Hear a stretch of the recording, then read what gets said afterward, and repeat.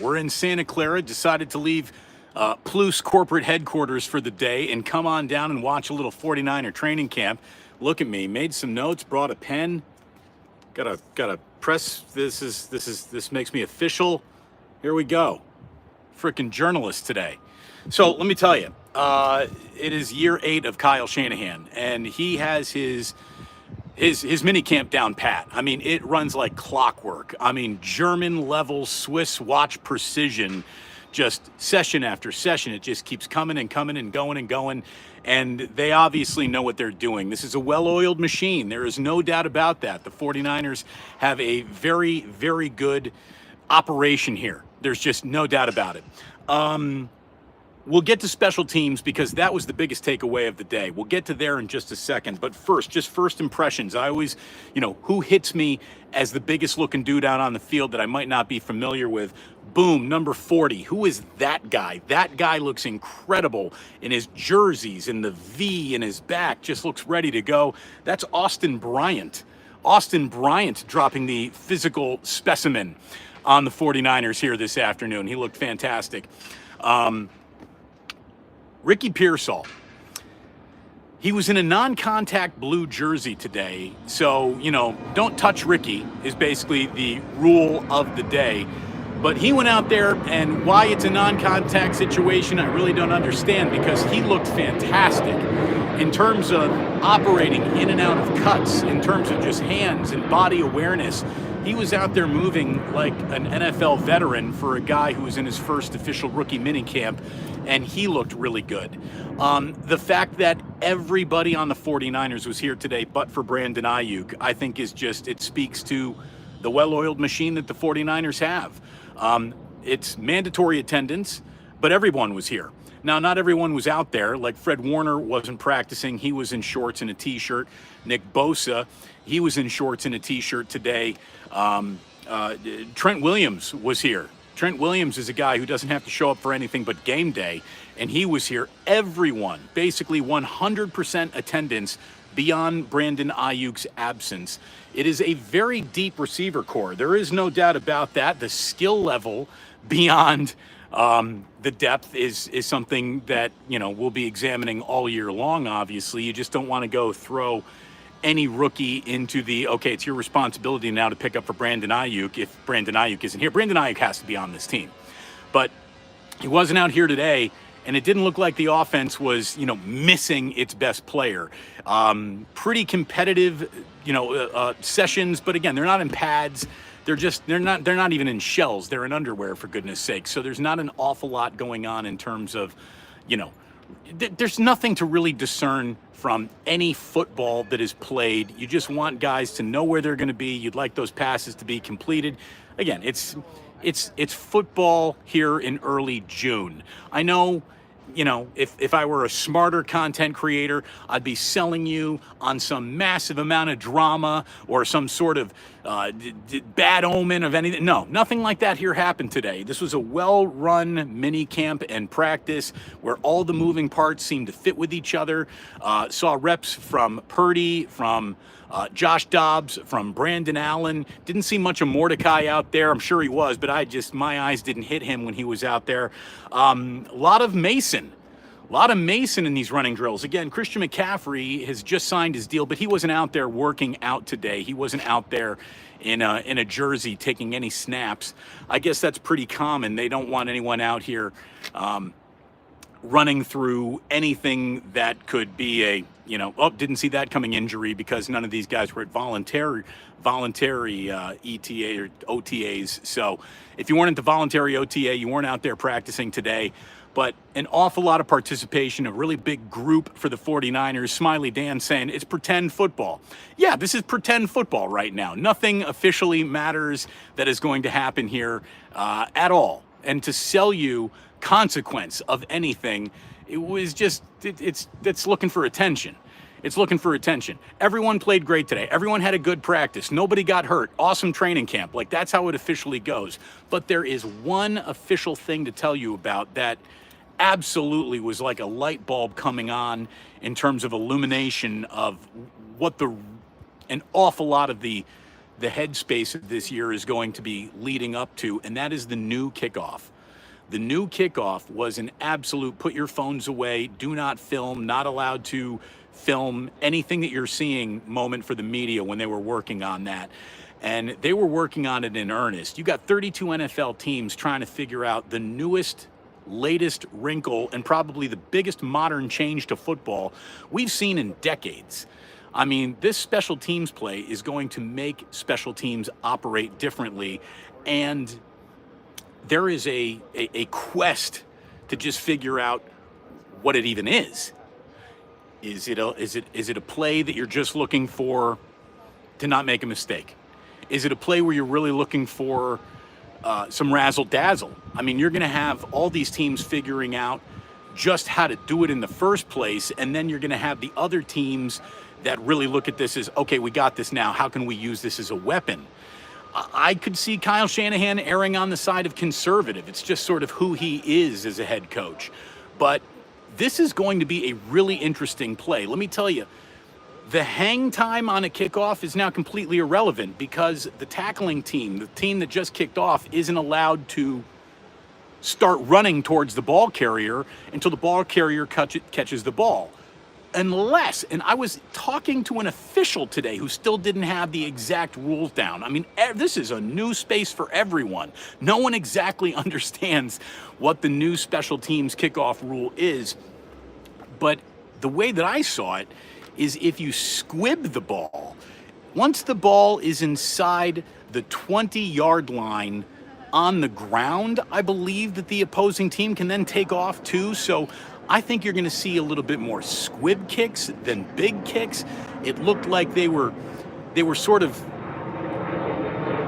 working on kicking off curveballs and change-ups more than they were looking for any sort of a, really high arcing hang time kick, because there's no real benefit to that anymore. The kick return team can't go get ball returner until the ball returner's got the ball or the ball has touched ground inside a 20-yard box. That I'm still a little murky on the rules here. I mean, everyone is. It was obvious that the 49ers are murky on the rules here.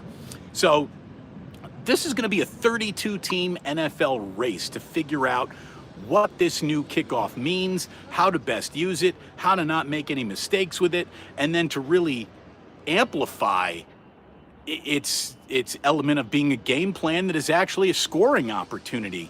There are going to be, and this isn't the right use of the phrase hidden yardage, but I think the massive amount of hidden yardage in the upcoming NFL season is going to be in this new special teams kickoff. It is going to be something so radically different that there are teams that are going to just figure out how to live with it. There are going to be teams that absolutely figure out how to take advantage of it. And then there are going to be teams that straight up are bad at it. And the 49ers need to make sure that they're going to be out of that category. But look, it was a very good day for all around here. It's a gorgeous day down here in Santa Clara. So it was nice to get out of the studio and come down here and play a little bit of journalist. Back to special teams. Again, squib kicks are going to be, I think, a big part of it. That is a live ball after it gets past the 20-yard line, but as I believe touched the ground. The different returners that were being used by the 49ers early on here in special teams saw Ronnie Bell, Trent Taylor, Elijah Mitchell, Corey Schrader, and Owens. T.O.'s kid was out there fielding the new kickoffs. So that's an awful lot of different kinds of styles of guys. So the Niners need to figure out who is best at this and then who is best for the play, and will different styles and body types and running types be better for different moments? I mean, will they just be going straight up return? Will there be razzle dazzle? Will they be doing reverses? I mean, there is just a world of like stretch play opportunity that looks like it's going to be out there for the smart teams to get into quickly. Devondre Campbell absolutely has the longest dreadlocks on the 49ers. I think that's an important note. Might have the longest active dreadlocks in the NFL. We're talking middle of the back for Devondre Campbell's dreadlocks. They are significant, to say the least. And I'll just wrap up with this. The Niners are a football team that looks like they know what they're doing. I mean, they really do. You came down here today to get an early impression. This isn't a, pick it back up, let's see what we got team. This is a team that's got some determination right from the get-go. I mean, everything was run with purpose.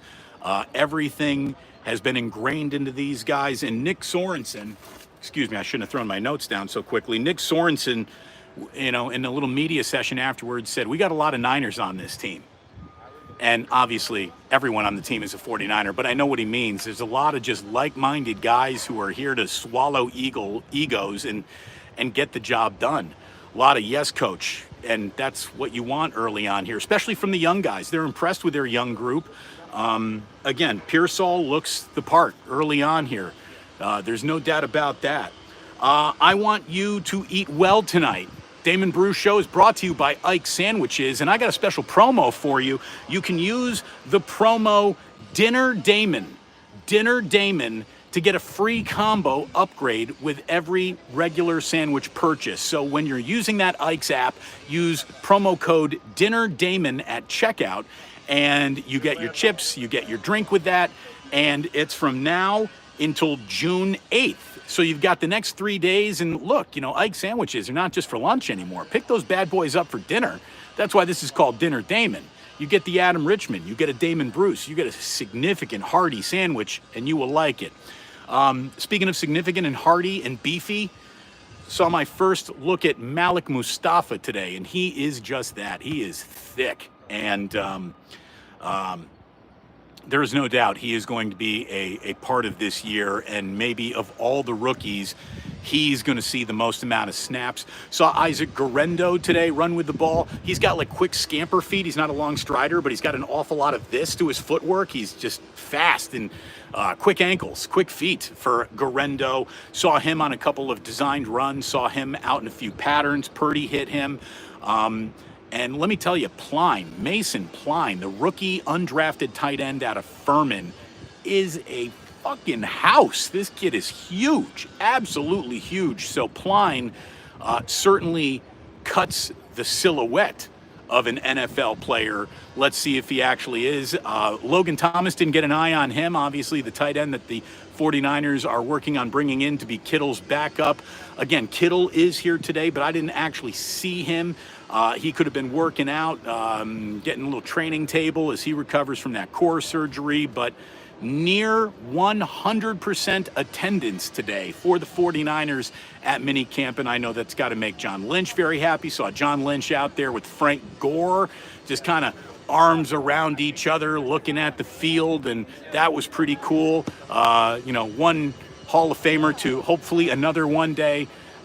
Those guys were hanging out and enjoying a good time. Good moods, good feeling, good-looking football team. Guys looking, let me tell you, man, Nick Bosa, I don't even think you got to put him in pads to go play a game. That guy is the most rocked-up human being I have ever seen just puttering around a training camp field. He is a capital M-A-N man. And there you go. We didn't have a show today, so I could come on down here, put my eyes on training camp. And as always, you get down here, it feels valuable. It's good to be back here. I get to say hi to Greg Papa, a whole bunch of people who work around the team, cover the team that I've known for years, shake some hands, kiss some babies. But there really isn't a lot of there for the media that comes down to cover these things. It's a whole bunch of scrums. The really interesting stuff is the stuff that you can't film. And mum is the word on the new special teams play, which nobody wants to talk about to give away any secrets. So, it was fun to come down here today. Hopefully I got a little vitamin D from the sun. I need a water now. I'm going to drive back to San Francisco. I had to drive 50 minutes from San Francisco to cover the San Francisco 49ers. But, oh well. Stadium is nice when you're in it. When you're in it, it's great. From the outside, it looks like you're still building the thing. I swear to God it does. But it was good to be down here today. Thanks for the 49ers for having me down here today. Appreciate the hospitality. And I'll let you know that Larry Krueger and I are doing a late night wake up after dark, 8:30 West Coast time, Wednesday, June 8th. 5th? Yeah, Wednesday, June 5th. If you're watching this, hopefully you join Larry and I tonight. We are going to be taking some phone calls to talk a little bit more about what we saw today and early impressions of a 49ers season, which is, officially getting underway. So thanks so much for being down with me here today. Thanks for watching. Make sure you like and subscribe. You can support the channel by supporting Ike's. Go to the Dubliner in West Portal and say hi to Kenny for me. Make sure he pours you a good Guinness today and tell him that the Damon Bruce Show sent you. Thank you very much for watching and for hanging out here. You can click on a lot of channels, but you decided to click on this one, and I thank you very, very much. And there you go, your Camp Confidential training camp update from Santa Clara. Look at me, Johnny Journalist. Oh my God.